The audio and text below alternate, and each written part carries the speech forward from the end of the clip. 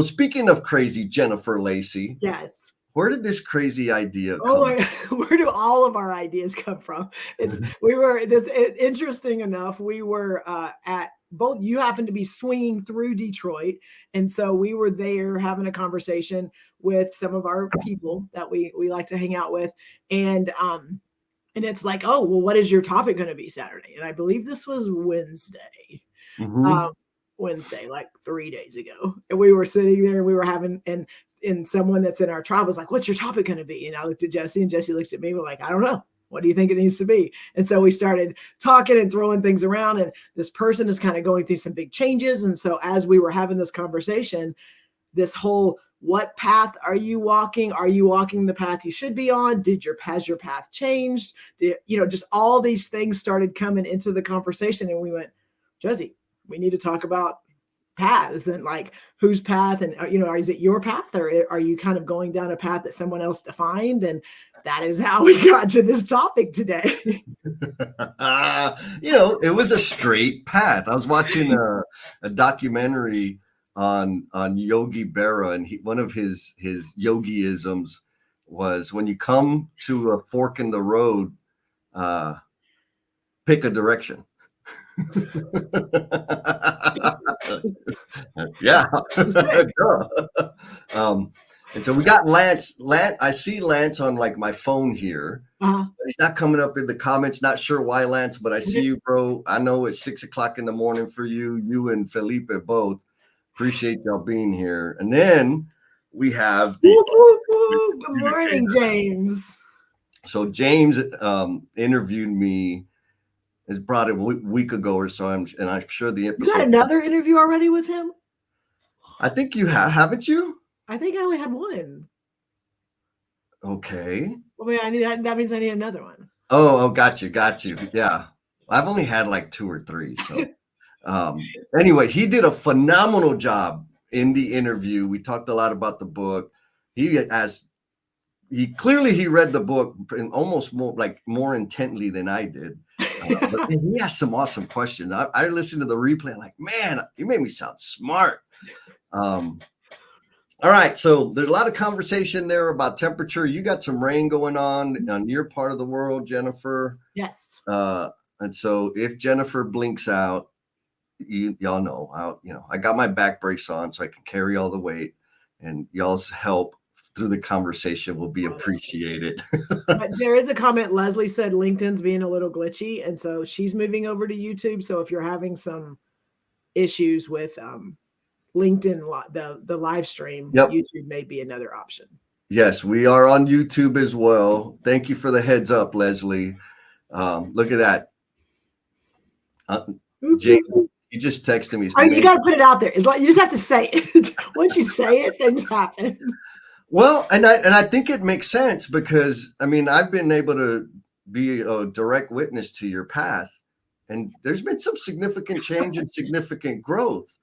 And so as it relates to the question, Jen, yes, and what you might be talking about with James is, how does this question resonate with you? If you look like, what's the time scale that when you look back, what is the time scale of recognizing that you were on somebody else's path, playing somebody else's script, to transitioning to your own? Jesse, I think this is a softball question, because I know that that when our lives collided, it like kind of I was just going down my path, like I was just like rinse and repeat, and then you like came in and you knocked me completely off my feet when we like started collaborating and doing the things that we did, and because of the the live streams and the book and our conversations and this platform, like it expanded, I think, in my mind, the opportunities, because I think I was having success. So nothing was like bad. I was just doing this comfortable thing, and I was, doing the things that I love and I was passionate about. So it wasn't like a bad thing, but I realized once we started doing some things that, oh my gosh, there's like all these other things that I'm kind of good at, and I can kind of go in and impact a lot of people. And it made me have to stop and like reflect and really think about, what do I want to do? How can I do the things that are mine and still create change? And like that, just that in itself, and I'll stop with that, but it just that in itself, like it was almost like my mind like exploded. Okay. So the mind explosion, what does that mean? Like, was it an explosion because you had to wake up at Saturday at 8 o'clock every other day, every other week? It was an explosion because as much as I was doing and as much as I was impacting things, I was still limiting like where I could go and what I could do and what I was allowing to happen. Mm. So I was still like, as much as it, and I didn't like have someone going, stop, stop, stop, stop. Like I didn't have those hard barriers or those parameters. They were in my mind. Ooh. Ooh. So I got a personal text that says, what are you limiting barriers in your mind? What does Jennifer mean by that? Whatever. No, but I think a lot of us, and I've experienced it over the course of my career, is our limitations and the things that we allow ourselves to do, or those places that we allow ourselves to go, or the change that we just embrace. Like a lot of that is like not someone keeping us from doing that, not an entity that says you can no longer go down this way. It is our own insecurities, our own almost imposter syndrome of like, I'm not sure I'm worthy to really to go and do that because of all these other things that we have created in our mind. Yeah. And you kind of live in that space for a while until you kind of work yourself through it, whether it's the group you have around you validating you, making you feel like, okay, you are worthy, but also like you just having to like take that jump and do it and see what happens. And we talk a lot about just do the damn thing. Like what is that thing that, okay, it could be messy, you could fall, it could be a disaster. But if you just continue to try to make it perfect and okay, got all the things, got the outline, got the description, got all these things that are like, okay, now I know it's gonna work out. It's still gonna end up maybe being messy and failing, but now you've wasted all this time that you could have 5-6 reps going in and doing something that you wouldn't have if you just didn't jump. Yes. All of that. Yeah. Well, so okay, thank you for that, Jen, because there's a couple things going on in the chat. Yes. So let me go there and then we'll come back. Okay. So first, Adam Hoot says hashtag baller talk, right? Like, because for real, right? That's what it is. And so there was some glitchiness on the LinkedIn. So a bunch of folks transitioned over to YouTube. And James is, so one thing that we learned the last time, that one experiment that we ran is when you go to YouTube, everybody has kind of a different handle. So trying to know who's who is a little different. And also you won't see the density of chat that we typically have in LinkedIn. So not sure what the problem is, y'all, but please bring your chat, your comments and thoughts and ideas, and I'll do my best to get them up on the screen as time goes through, and connect, right? So Leslie is the conflict strategist on the YouTube. So you can go follow her YouTube channel. She's connected with James and so forth. So it's a good idea, a good excuse to add new connections. Yes. Now you talked about like, just do the damn thing and like, it's scary, whatever, or etc. And it reminds me of one thing we had talked about before of like, failure is the price of entry. Oh, that quote right there. Say it again, Jesse. Failure is the price of entry. How helpful is that thought for you, Jennifer Lacey? I think in the industry, we work in construction. Not everyone does, but we do.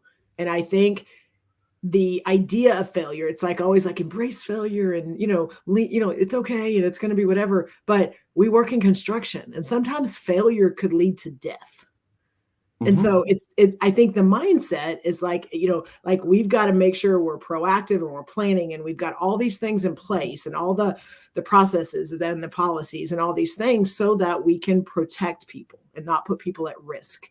And that is our mindset, which is good because we don't want anyone to get hurt. And I think sometimes when we think about failure, we think the worst case scenario. And that's all of us, is that we don't want these horrible things to happen, but like failure doesn't have to be that extreme. It's doing something for the first time or doing something, trying something new with a group of people. And I'm going to let you share a story in a little bit and I'm going to poke you a little bit, but and it doesn't go as planned. Mhm. And it literally could be like you walk out of there going, that was a freaking disaster. Was that a loss? Right. And Right. I think, but our minds go to that, like, I failed, like that. I should have just left it, walked away, never tried to do that. But as soon as we leave that scenario or that situation, like, we are better. And I think we have a hard time like embracing that, because like we don't stop and go, well, what did I learn and how can I do better? And I'm going to do this again. And but like, if we don't get those reps and we in our mind start creating all these scenarios and like, this is how I'm going to make it perfect. I don't know how many people out there can say that every time they have that plan, it goes exactly the way they wanted it to, but it has never gone that way for me. Yeah. Well, and Mr. Rodney Ashmore, what's up, Rodney? I He got to said, meet him this week for the first time. He's a yes, blue heart guy. So like, he Blue Heart, doesn't know it. Yes. attack. Yes. Failure's the cost. Love it. Some of the best processes he's come up with have been because of failure. And you said it right. Like, yes, in construction, we lose lives, right? We hurt and kill people in our industry. Mhm. And that is but it is very rare that failure is fatal. Right? I think we perceive it to be this huge monumental, like, oh my God, if I fail, it's the end of the world. And I think there's some stuff about the way we've evolved and the way our brain wants to conserve energy and all that other nerdy crap. I'm not going to go there. What I want to, like, yes, it's true. We want to conserve energy. Change is hard. Change requires energy. And so when we want to conserve energy, we want to stay the same and stay where we're at. Mhm. But for me, this is more of a question of not necessarily failing. It's more of a question of the friction that I experience when I'm living somebody else's expectations. Oh. It's the feeling, the struggle of reconciling. That is not what the hell I want. That is not how I best serve. And fighting with, but I should, but what if they're disappointed? What if this path that I'm on that has never been traveled, that there's nobody I can go to like seek advice and direction from? What if I'm wrong? Because I didn't follow the straight path, the recommended path, Mhm. the path most people talk about. And so before we dive into that, Mhm. Maria says, and I agree, the only limits that exist are those you place on yourself, Mhm. right? The problems, the enormity of the failure or the scariness is only as big as we feel it when it's in our brain. Mhm. When we actually do the damn thing, we find out, like, that wasn't such a big deal. And then Mr. Rob Grady, what's up, Rob? He says, The Mountain Is You, Brian West. Good book to check out, right? So again, it is within our locus of control, our power, all that other good stuff to decide. Like, yes, it's scary. Yes, it may not be awesome. And what else could be true? Because yes, the negative outcomes could be true. And what else could be true? It could be awesome. We could learn a lot. We could have all kinds of expansive, not expensive, expansive experiences. But we have to face the friction of going outside of the prescribed paths that people, I think, are trapped by. What do you think, Jen? So I do have some questions. So I have a question. I have questions for you. I want to dig in a little bit in some stuff. And so we talk about reps. We talk about our industry, and you have been doing some of your things that you're good at for a pretty long time. Okay, you kind of had a windy road to get to where you are today. And so I know you have a story, and it's like when and again, you worked as a plumber and all of that, with one company, and then you made a big jump into another company, and right when you joined the new company, you kind of got thrown into into an exercise. Okay. And that was a while ago, like that. And you, since then, and I'm going to kind of paint the picture and let you tell the story. And then since then, you've had a lot of reps with a lot of different teams, and even some different companies. And now you're doing it on your own, and yet you can still have failure. Can you talk through some of that? Yeah. So the one thing that you were the first thing that you brought up, well, maybe I'll talk maybe in a more global perspective.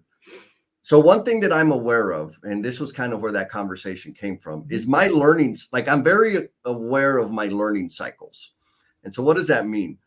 Like, early in my career, there was like a 3 to 5 year window before I got frustrated and bored with the work that I was doing, and was also ready for another big step. Mm-hmm. And so every 3 to 5 years, my position, my responsibility, my influence would grow dramatically. Mm-hmm.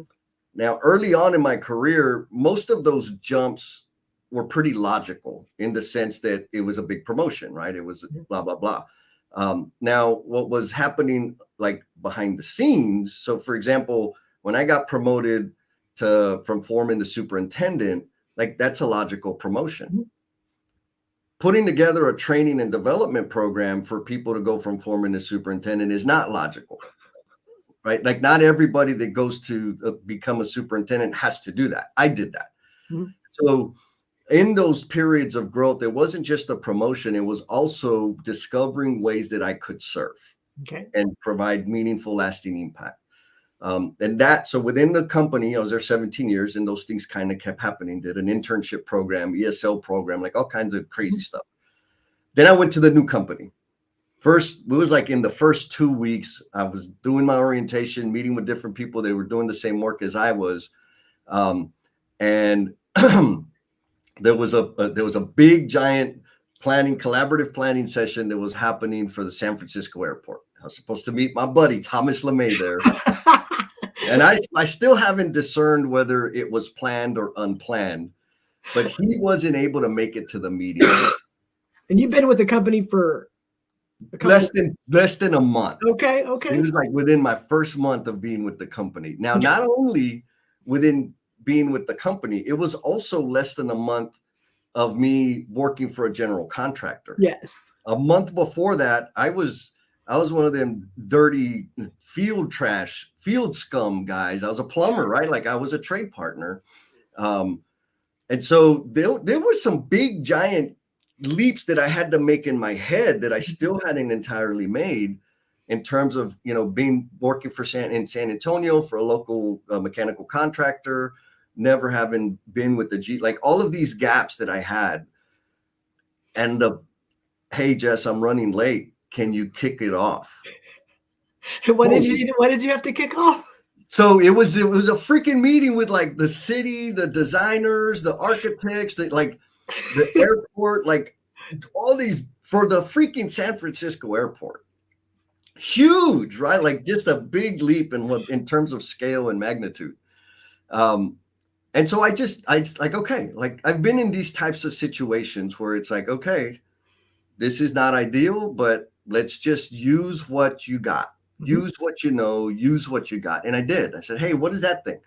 And he kind of explained, I said, okay, let's get a big print out of that and put that on the wall. And then I did what I know how to do, like, because that's all I could do.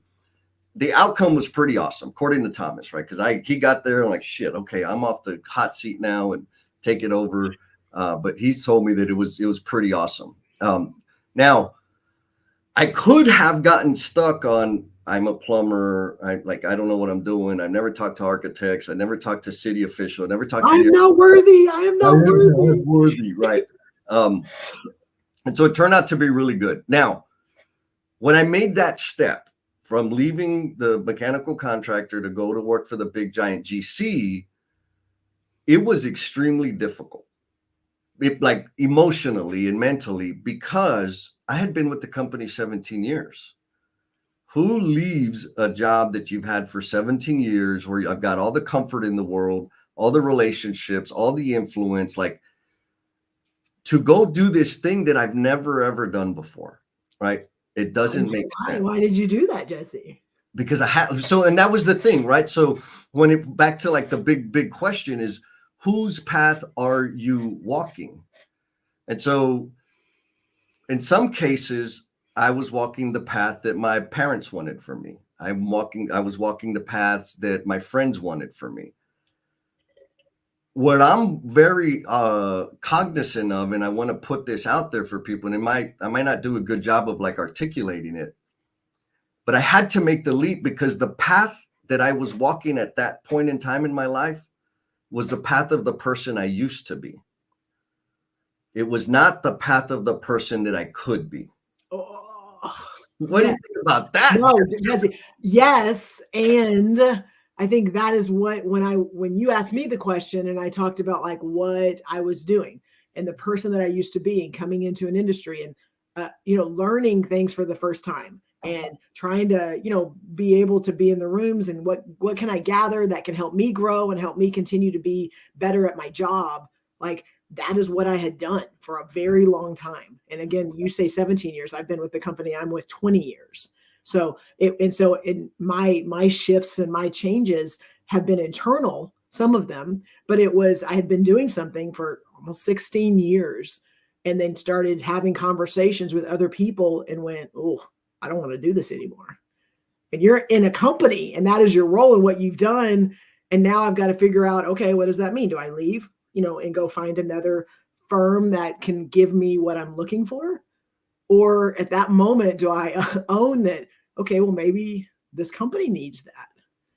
And and then how can I embrace that and be a person that has kind of learned along my journey, but also like, hey, I think I can be this person that can lead this. And that was scary. And that was a big thing. But being in the firm that I pitched it and they agreed. And so I was able to, again, take that pivot and do something inside my company, which was a big one. And it was changed my passion and my purpose and what I was doing. But that shift inside my company then opened a world up outside my company. So again, it didn't mean I needed to leave to be able to find that. And some people do, and there's nothing wrong with that. But when I made that shift inside my company, now the community, now the conversations, now the relationships that I was created this whole, I don't even say persona, because I believe I'm the same person inside and out, but now the impact and the influence and the way I could serve our industry changed because it made it be bigger than the company I worked for. So yes, I agree. Yeah. So along that, there's a couple things that have come through. There's a lot of talk in there about failure.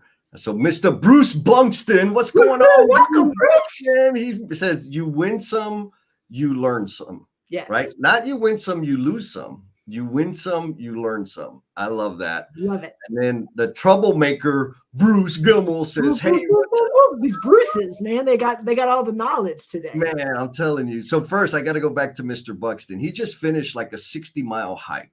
Oh, congratulations! Yeah, he backpacked. He had a post on LinkedIn that of course I interacted with, and I asked him like what were some of the awakenings that he had on that path, and he shared some great stuff. So if you go follow Bruce and find that post because he shared some really, really great wisdom. And then Christine Fuentes has impeccable taste because she's sharing a quote that says, I was walking the path of the person I used to be, not walking the path of the person I could be. Gold from Jesse. I will give you that. That is absolutely something that I think we all need to stop and think about. Like, what the path we're walking, is it because it was laid out in front of, it's kind of, we're walking it and just, strolling, or it's like, are we just going like, what could be? And I think Sarah has a comment that feeds right into yours. So Sarah says, the challenge I tend to find is when I ask people, what do you want your path to look like? Some are struggling with what they actually want. Yes. Yes. But it's a good question, because they're forced to like have to look forward. Like pick your head up all of a sudden. Like, right.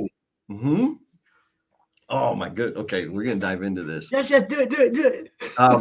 So Mike Kyman just dropped the one. What's up, Mike? The alignment of what you wanted aligned with what others saw inside of you. So that's an important point. Yes. And thank you, Mike. Like we had dinner. I don't know if it was this week or last week. It feels like it was a year ago, but I know it was recent. And I talk about it in the book, right? It's like the vision, the persona, the aptitude, the limitations that I see. Like when I think of myself, all I see is my shortcomings. All I see is the disappointments and failures and gaps in knowledge and experience. And like, that's what I see. But when I interact with other people, and you touched on this earlier, right? When you and I collided, there was a shift. When I interact with other people, I get to see a different version of me. I get glimpses of what I could be. Now, that doesn't mean that like, I'm going to go do that right now. Right. But I see it and I'll start tinkering and flirting around with the idea. And Mike Kyman was one of those people, one of many, that he saw something a long time ago that I thought was like, I ain't going to do that. And now here we are. And he's like, yeah, like I told you so. He didn't say that. And so what I want to like pose for people to consider is, and it ties to Sarah's question, right? It's like when people ask you, what do you want your future to look like? We don't spend a lot of time thinking about that. And when I was in that state, I felt selfish and greedy and ungrateful for wanting more. All right. And now I want to be clear. I didn't want more stuff. I lived that life. I knew the end of what that was actually going to produce. But I didn't know exactly what I wanted more of. Now I know. What I wanted more of, that I was feeling greedy about, was I wanted more fulfillment. Right? The problem was I didn't know exactly what I wanted more of. I just needed more. Once I understood, like, oh, I need more fulfillment, I'm not greedy anymore. I'm not ungrateful anymore, because how do I like achieve fulfillment? It's through serving others. And so for me, that's what happened. And so back to Sarah's question is like, what do you want your path to look like? Like, I want my path to look like serving others. I want to be able to pause every now and then and turn around and look and define it and look at the markers, like the markers on my path that say this is how and where he was and where he went, to be people's lives that I've impacted. And when I say that, I mean their thinking. I want it to be people that I touched in such a way that I helped them make a decision, not left or right. Just the fact that they made the decision, that's what I want to do. But getting there took a lot, right? And I think it's a question for all of us to think about. So I want to pose a question to the Omniverse. And that question is, what's keeping you from exploring your own path? And now I'm going to attack you, Jennifer Lacey. No, don't do it. So you talk about the collision, right? When we met and started the whole thing. Were you exploring your own path before that? We'll start with that. I think that I maybe was doing it subconsciously. I don't think I was intentional. I think that when my shift happened with my role, and I was able to be in a play. Okay, let me backtrack and then I'll answer your question. Yep. So two big things that I want to make sure everyone's paying attention to, and some of the stuff Jesse's talked about and some of the stuff I've talked about. I think there's two big things that it took me a while to figure out and to realize the importance of it. So number one is listening. Is we could get in this, again, this monotonous, very comfortable place, and I could still be having success doing what I was doing, with what was in my past. But I had people around me that were saying things, and that were, you need to be here. Or, hey, I want to invite you to this. Or, hey, like, they saw something. And it's so easy for us to tune that out because of what we've done and what we feel we're great at, or what we're competent at, or what our subject matter expertise is those are the things that it's easy for us to tune out, going, yeah, okay, thanks, but that's it. And then we just keep doing what we're doing. And so number one is listen and pay attention to those little nuggets or text or comments or someone saying, hey, you should come in and do that, whatever. So just like that listening, it's so tiny and it doesn't cost anything, but like listen to the people around you and the conversations, and man, you should come and do this, or, hey, I want to invite you to come do this. Number one, hear those things, allow yourself to hear them. But two, the second part of how I think it shifted me was I started to say yes. And it was not a planned, prescribed, outlined, here's the path. Yes. It was, hey, come do this with us. Okay. Hey, let's jump on this live stream and we're going to talk about this. Okay. Hey, let's write a book. Okay. Like, you just start saying yes to things. And I'm not blanket, say yes to everybody, because you will have no time for yourself. But like, start looking, and when you get opportunities in front of you that scare the crap out of you, or that you have no idea. And Jesse, that's part of going back to your question, is when we collide, a lot of the things that you and I have done, when the question got brought up, hey, Jennifer, I have these letters that I was thinking about doing a live stream. One, never done a live stream. Two, you're talking about creating a conversation around things that weren't my experience. They were your experience that you brought to me, like all these things. And I was just like, okay. And so I want to throw it back to you in a minute on like, how was that received? Because there's not many things with all the stuff you and I do that I've said no to. Mm-hmm. And so like when you say, you listen and then you say yes, like the doors that opens, and allows you start to see on places maybe you shouldn't go down. And okay, I gotta not make that choice again. But also like what it has opened up for me inside my company and out, on just like the exposure, the connections, the relationships that, all these people, I'm looking at all these names over here on all in our feed. And like a lot of those people 2 years ago, I didn't know existed. Mm-hmm. 2.5, maybe 3. I don't know, however it is, but yes, around there. So, all right, Jen, I know you're going to come attack me, but we've got some responses to the question. Okay. And so I want to make sure we don't overlook those. We'll come back. So we got Bruce. Bruce says nothing to the question of what's keeping you from exploring your own path. He says nothing. It's the only path I've ever cared about. All right. And I've been around Bruce enough to know, like, that's not him just talking smack. Mm-hmm. Right? He's doing his thing. Then Mr. Jared Wilson, I got to meet in person in Detroit. He says, only myself and fear of failure. All right. And so, Jared, I know you made a comment earlier that you're running a little behind schedule. And one of the things that we talked about was like, it is rare that fear or that failure is fatal. And so another thing that you and I were talking about, Jen, is like the fear of failure. I'm not afraid of failing. I fail all the damn time. Mm-hmm. What stresses my brain or gets in and twists me all up is not the idea of failing.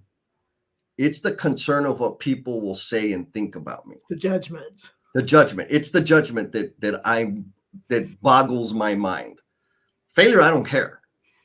But what kind of judgment will that bring? Like, and when I say boggles my mind, like it enters my head, and I say, well, let's go find out. Like Right. I don't let it stop me. Um, But when we allow that little voice, whatever that is, like that can stop us in our tracks of absolutely. just like, well, okay, like what's someone gonna say? What is that gonna is it gonna influence this? Like there's a lot. And Felipe, I know Felipe's over there in the comments, but I know he just this week talked about, and we're not digging into that this week, but like that personal brand that you are, and that like how do you divide those things up between personal and work, and those voices that like keep you from going out and exploring things, exploring, that's the word I'm using, exploring those things that you maybe never tried, or that you're, oh, what if what is somebody going to say? And Yeah. if that is your first, if that's the first thing that goes through your head, then you got some other things to work on. I agree. Oh man, we got like tons of Hey, good. do it. Bring them. Um, oh man, so we got James Gable, the uncommon communicator, says, "Me, myself, and I are all keeping me from exploring my own path. When I fully embrace that it's me, nothing can hold me back." Right? Yes. Like, yes, exactly. Bradley says, "You don't know what you don't know."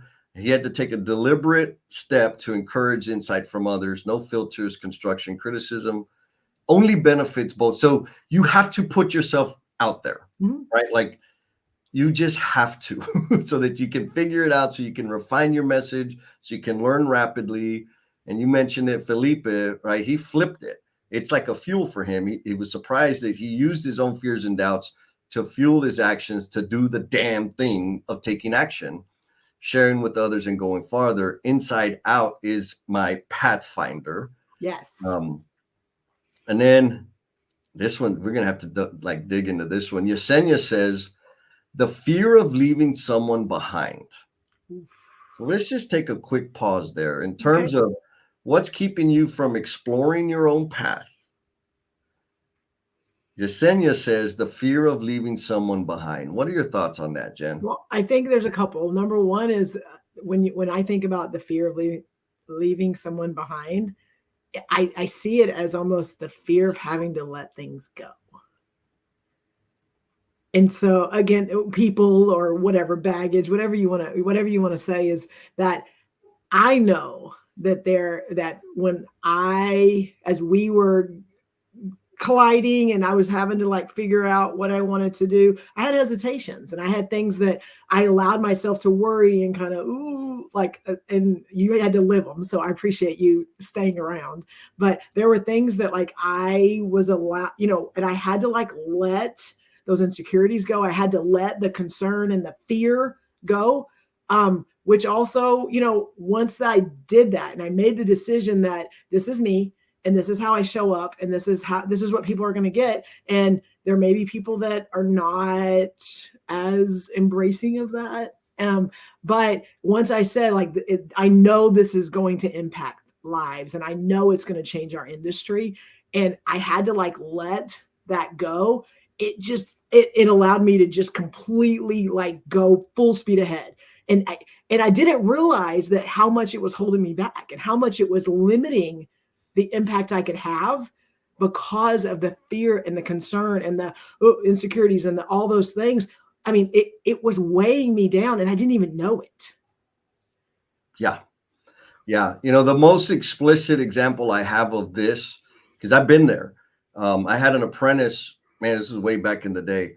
Um, and the fool, like, I tried like hell to help him get his GED so he can get into apprenticeship program, so he get his license. And I spent like 3 years with him, picking him up, taking him to work. He was on my job. Like, I wanted to help this guy do well. In the process, there were other very talented, high potential apprentices that I didn't, because I was given one person all this time. And finally, I was like, "Oh, it's been 3 years. Like, I put up with more of his crap than I did with any of my wives combined." And I finally was like, okay, I just gotta like cut the cord. And it was amazing, like not amazing, it was like convicting, in that as soon as we cut and he went to work with another plumber, within a freaking year, the guy went, got his GED, took his test, got his license. I was his crutch, right? I handicapped him, like not on purpose, but I handicapped him. And at the same time, there were so many other people that I was better suited to serve. Like I was not the flavor he needed. And I was trying like hell to be that person. And so that was like a really big awakening for me. Like, oh, wait a minute. Like I am going to have to leave some people behind. And that's going to be a better outcome, not just for me, but for them too. Right. So thank you for that one, Yesenia.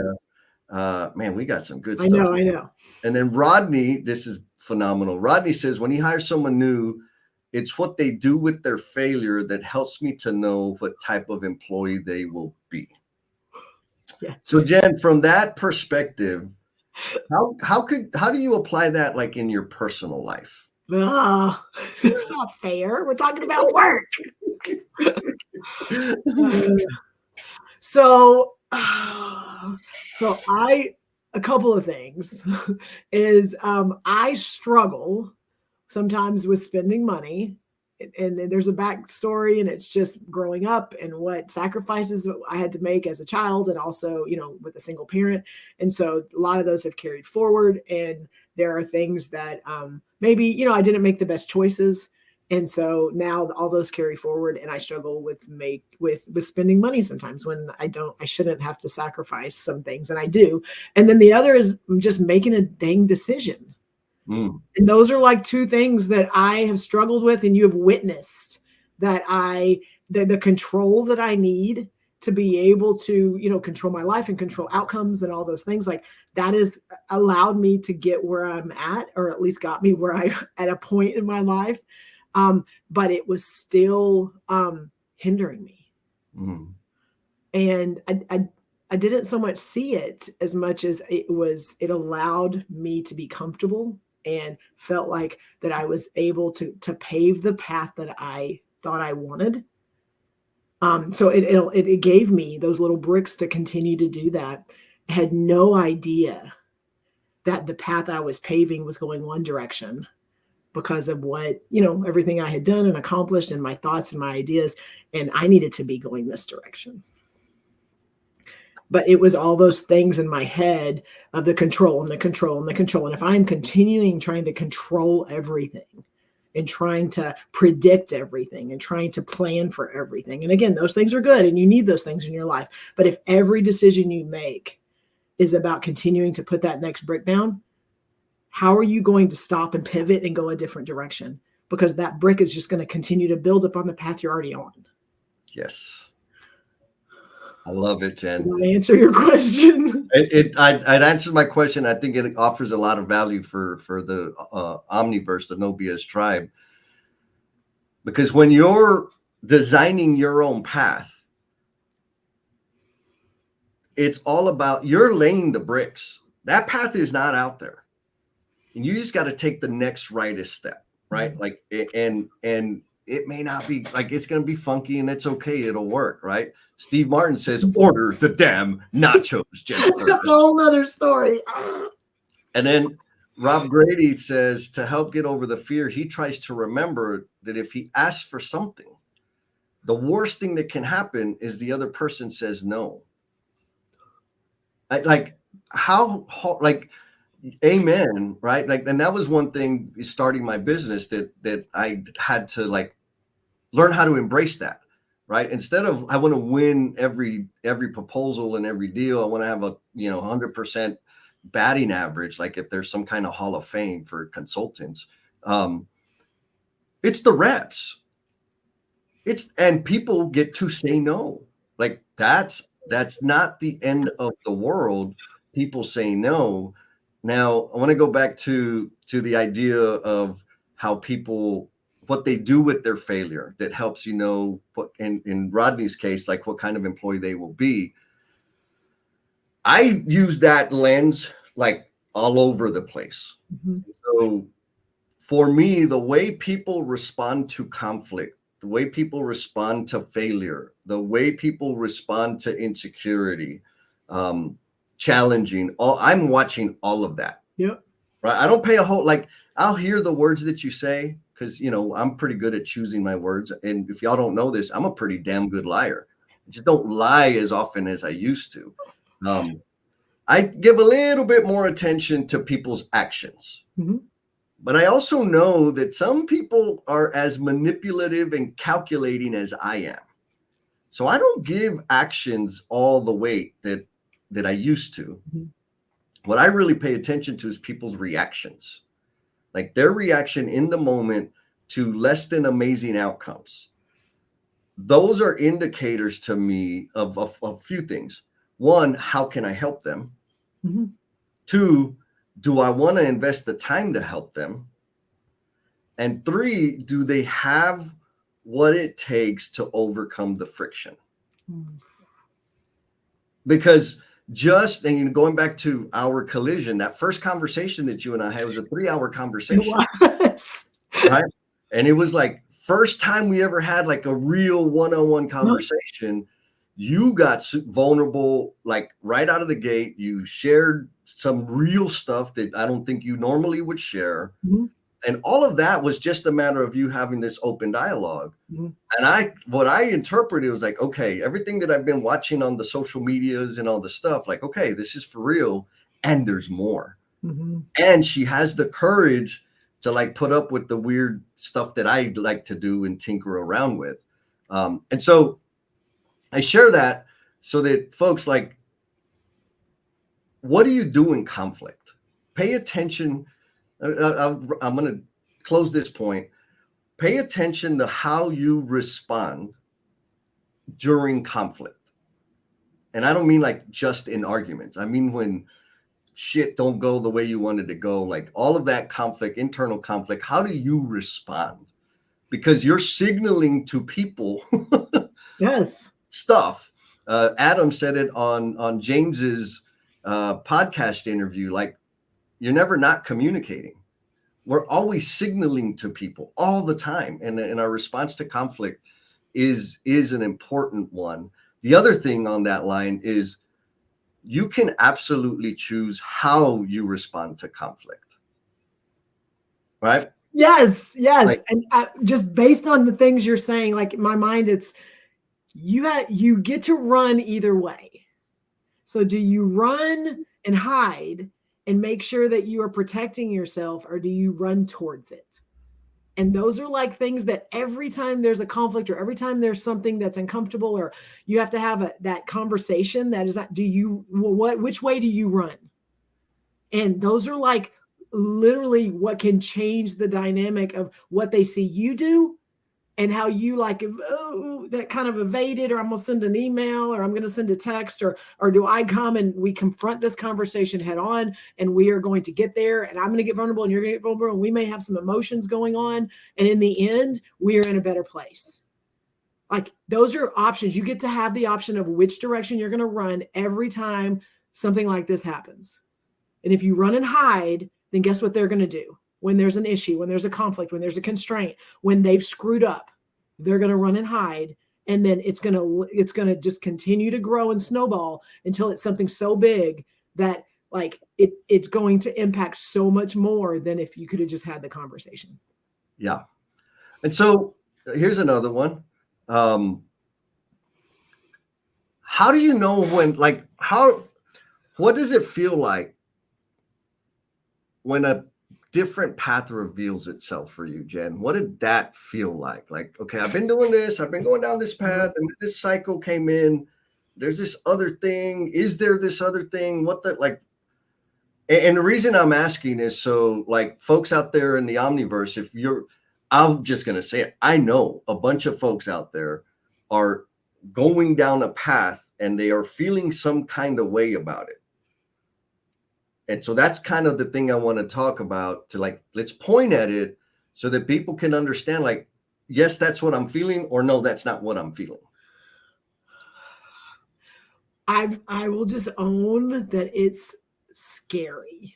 And A lot of times, like, yes, superhero cape, and we're got rock stars, and we're out there changing the world.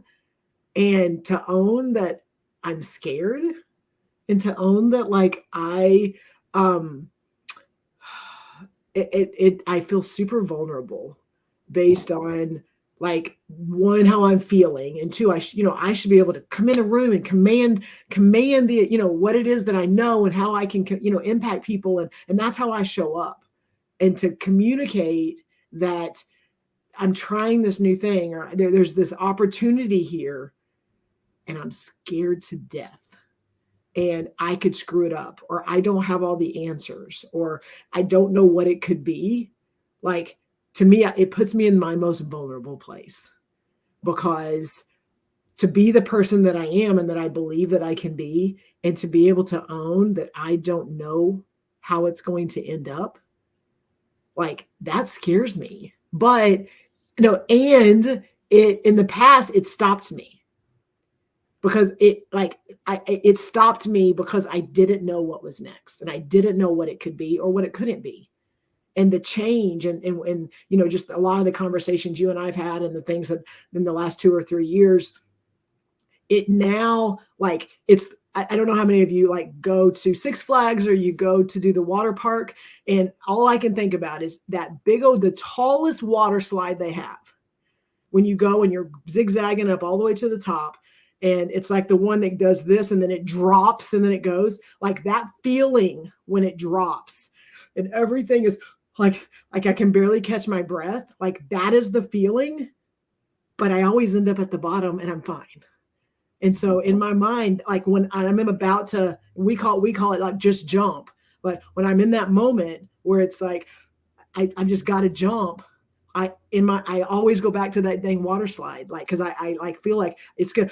I got to catch my breath, but then in the end, I'm going to be okay. Yes. And so apparently LinkedIn allows minors to have their own social media account. No, blue heart. You gotta give him some love. He says our biggest moments of growth come from that vulnerability. 100%. Yes. Yesenia says the fear of the unknown. Like, yes, that's what it feels like. Now, for me, and I think this is like it, whatever. There's a lot of reasons that I got the damn thing. But for me, the biggest fear, what gets me like, I gotta, like, compels me into action and doing things, is the fear of staying the same. Oh, yes. I don't know. I don't know if that makes sense, but for me, it's terrifying to think, to remind myself of all the years. And here's another point I want to make: to remind myself of all the years that my freaking day was Groundhog Day. My weeks were like, it was the same thing. I go to work, I get paid on Friday, I go to the bar, I did years, like, like, that is the most terrifying and suffocating experience I can imagine. Now, I'm not saying it's horrible, because I feel like some people, that's what they want and that's what they need. Do that. And so that's why, Jen, your answer to the question was important around, what does it feel like?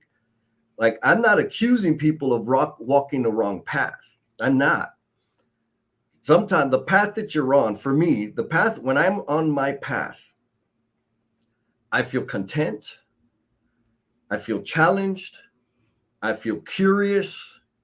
I feel dumb because I do dumb shit for everybody to see. Like, and when there's another splinter to take,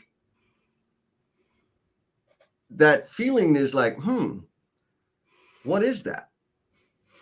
Is that going to take me away? Is that going to take me closer? Is it faster? Is it shorter? Like, all of these things.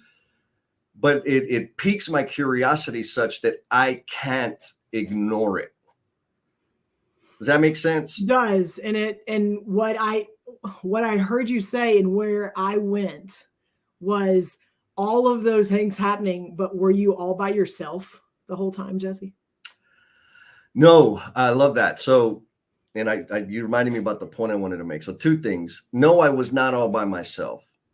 there were amazing people in my life that reflected back to me this greater thing that I could be. They reflected back to me what I could aspire to. Like they gave me things to aspire to. The other entity that I was with were the whispers, right? And y'all have heard me talk about the whispers before. It's when the data points.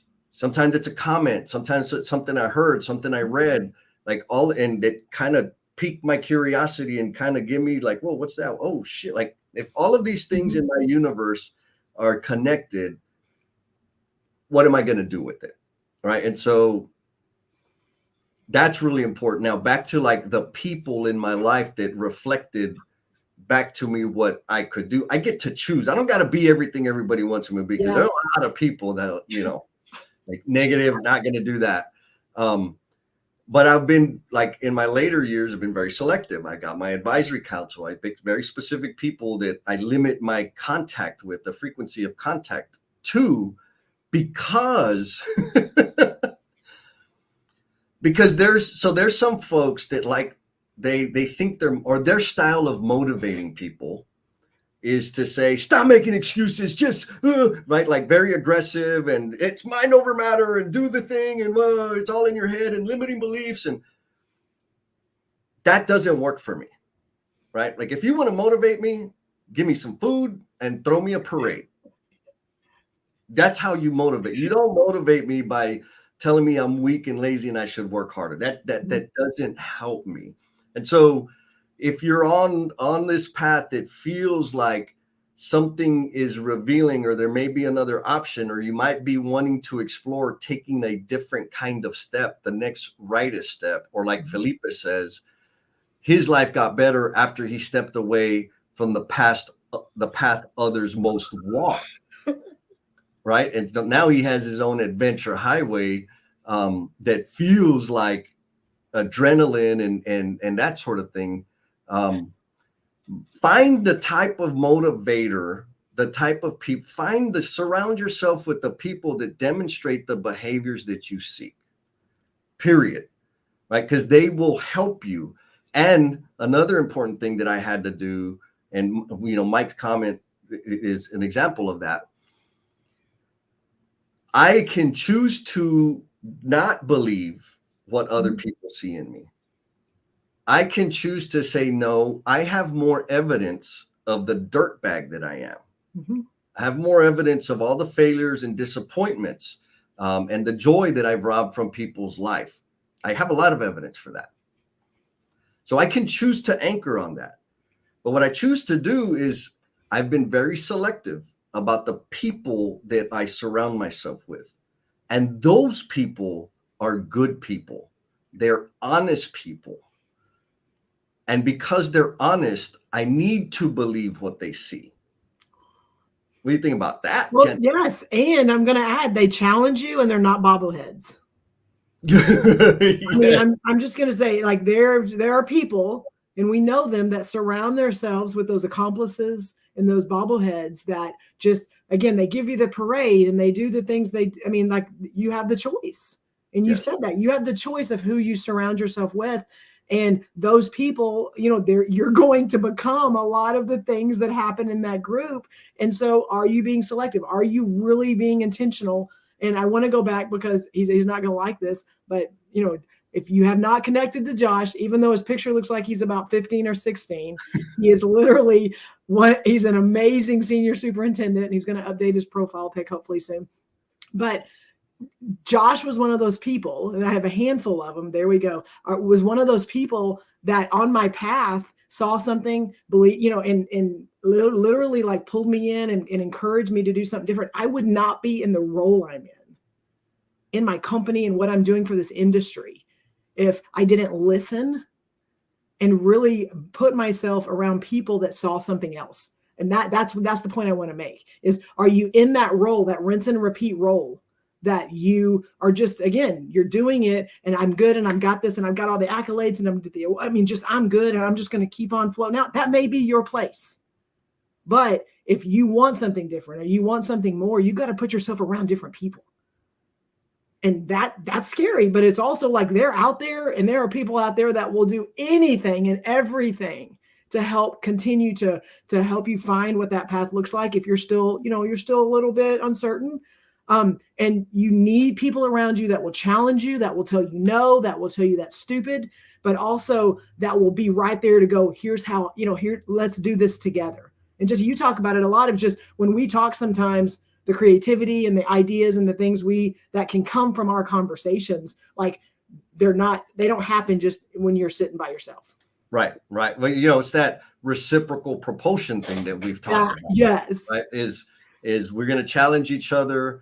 We're going to be vulnerable with each other, and it creates the environment for amazing things to happen. Mm-hmm. And so, like Sarah points out, she finds that she misspelled Jesse. Vulnerability and approach gives people permission that they may be scared, but should just leap even more.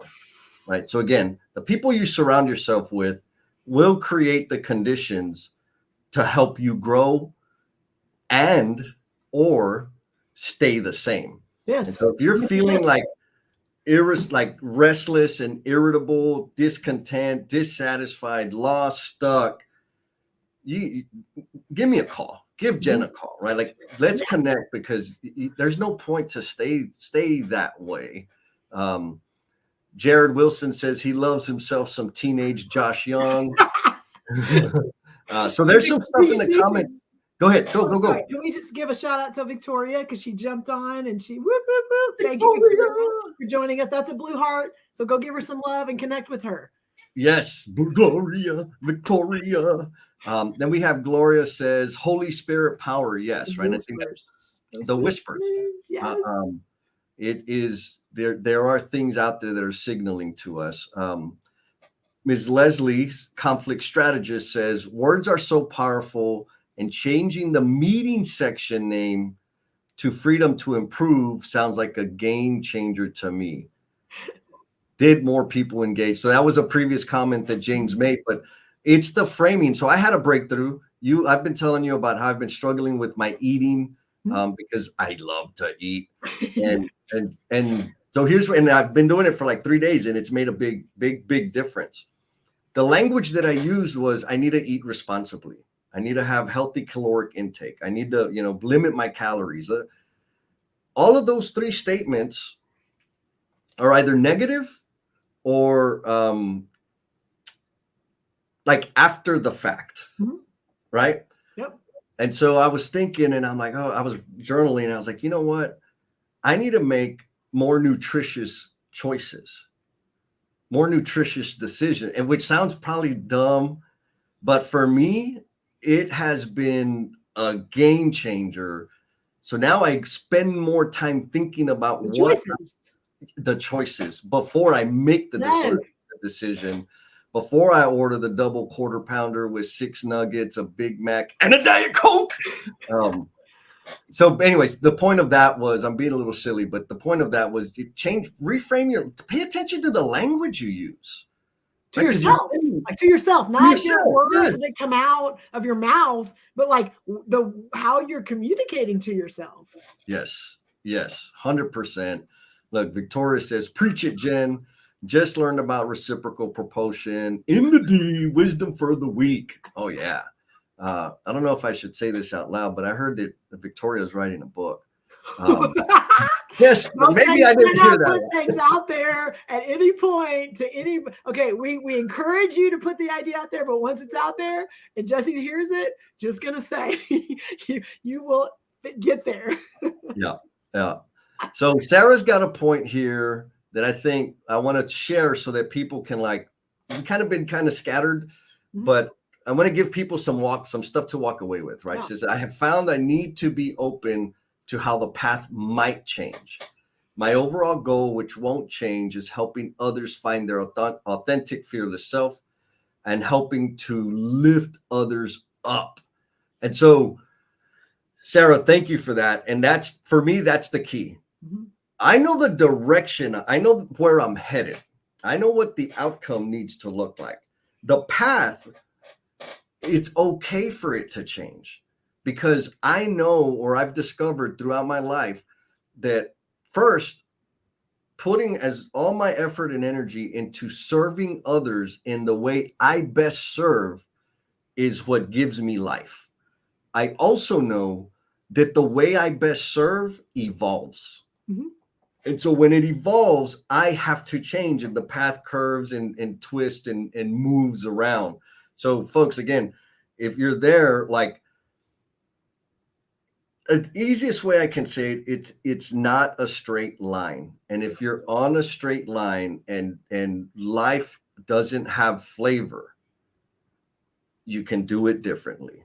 And a big thing, easy first step you can do is change the people you're doing life with. Yes. I love that. And it goes, I mean, it's if you right now and you're listening to this conversation, feel like you're living a path divided. Ooh. If you feel like you're living, I'm not saying, you know, two different secret lives, but if you're living a path divided, there are a ton of people, two of us up here, but also a whole lot of people in the comments that could possibly be a place for you to conversate, reflect, you know, kind of mull on some stuff to help get those paths kind of a little bit closer together. And then you may have to make a detour. You may have to kind of go down a different road, but you've got to be able to be your authentic self. And Jesse, you hit on this earlier, is when, for me, when I was able to not feel like I had to be this person here and this person here, and I was able to bring that vulnerability over here and also bring some of that energy and that excitement. Like when I was able to bring those paths together, it opened up so much more, and it allowed me to be able to foresee possible things that I would never have imagined. Yes. So, folks, I want to remind you, we have the after party. I don't think we I will created. here shortly. Go ahead, Jen, and I'll carry us. Okay. Yes. Here. So we're gonna have the after party. Please jump on and let's continue the conversation. We'd love to hear your thoughts and what your experience was, and also so that we can cheat and use your thoughts to help put together the agenda for our next live stream. And so a couple of things. Victoria says, no, you didn't. Yep, it slipped, Victoria. Couldn't help it. My bad. Yesenia says, change the people you're doing life with. Did I hear that right? Yes, Yesenia. That was one of the recommendation. It doesn't have to be a hard cut and replace. It could be start adding people one at a time that are demonstrating the behaviors that you seek, that are breathing life into you. Start adding them. And then you want what happened for me is some people will self-select out. It doesn't mean abandon everybody and get a new crew.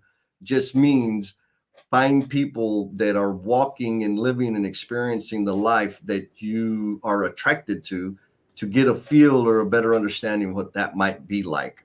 And then Bradley says, fearing failure fuels future flatulence. There we go. Wisdom. And so I think all of those things are really good things for us to latch onto for No BS Tribe out there in the Omniverse. There's some good stuff in the comments. Go back through the comments. Find us on YouTube. We're on the LinkedIn, all the stuff. And I want to close with this. The idea of just be yourself, right? I think we feel sometimes like the skin that we're wearing is the wrong skin.